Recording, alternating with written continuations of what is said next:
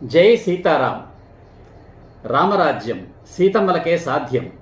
Male rule fail, female rule hail. ఇది ఒక నూతన సిద్ధాంతం. గతాన్ని మార్చలేము, భవిష్యత్తును మార్చుకుందాం. శ్రీ సీతారామ ధర్మ ప్రచార క్షేత్రం. ఇది ఒక నూతన సైద్ధాంతిక ఉద్యమం. ఇది ఒక నూతన సైద్ధాంతిక ఉద్యమ ఛానల్. ఈ వీడియోలో శ్రీరాముడు భారతీయులకు ఎందుకు ఆరాధ్య దేవుడయ్యాడో చర్చించుకుందాం. మన జాతిపిత గాంధీ మహాత్ముడు తన గుండెలోకి తుపాకీ గుండు దూసుకుని పోగానే నేల కొనుగుతూ అన్న మాట హే రామ్ అని. ఆదికవి వాల్మీకి మహర్షి కావ్య వ్రాయడానికి నారద మహర్షి సూచించిన ఆదర్శ పురుషుడు శ్రీరాముడు. ఆ వాల్మీకి మహర్షి వ్రాసిన రామాయణాన్ని తులసి రామాయణమని, రంగనాథ రామాయణమని, రామాయణ కల్పవృక్షమని, ముల్ల రామాయణమని, కంబరామాయణమని ఎంతో మంది కవులు తమ తమ భాషల్లో తమ తమ భావావేశాలకు రూపునిచ్చి వ్రాసిన కథలకు నాయకుడు శ్రీరాముడు. తెలుగు నేల 4 చెరగుల 10 ఇళ్లైనా లేని పల్లెలో కూడా కనిపించేది రామాలయం. ఈ రోజుల్లో వ్రాత కోతలనేవి లేవు గాని 2 తరాలు వెనక్కి వెళ్లి చూస్తే ఏ ఉత్తరం వ్రాయాలన్నా, ఏ పత్రం వ్రాయాలన్నా ముందుగా వ్రాసే పదం శ్రీరామ అని.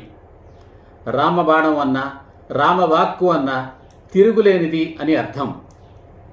ఇంతకీ ఆ శ్రీరాముడు మన భారతీయులకు అంతటి ఆరాధ్య దేవుడు ఎందుకు అయ్యాడు? సాక్షాత్తు విష్ణుమూర్తి అవతారం గనుకనా? కాదు. విష్ణుమూర్తి 10 అవతారాలు ఎత్తాడు. అన్ని అవతారాల్లోకి ఏ మహిమలు మాయలు చూపకుండా సాధారణ మానవుడిగా అవతరించి అష్ట కష్టాలు పడుతూ జీవించింది శ్రీరాముడుగానే. మరి శివధనస్సును ఎక్కుపెట్టినందుక? అదీ కాదు. అంతకుముందే ఆ శివధనస్సును అవలీలగా ఎత్తి ప్రక్కన పెట్టింది సీతాదేవి.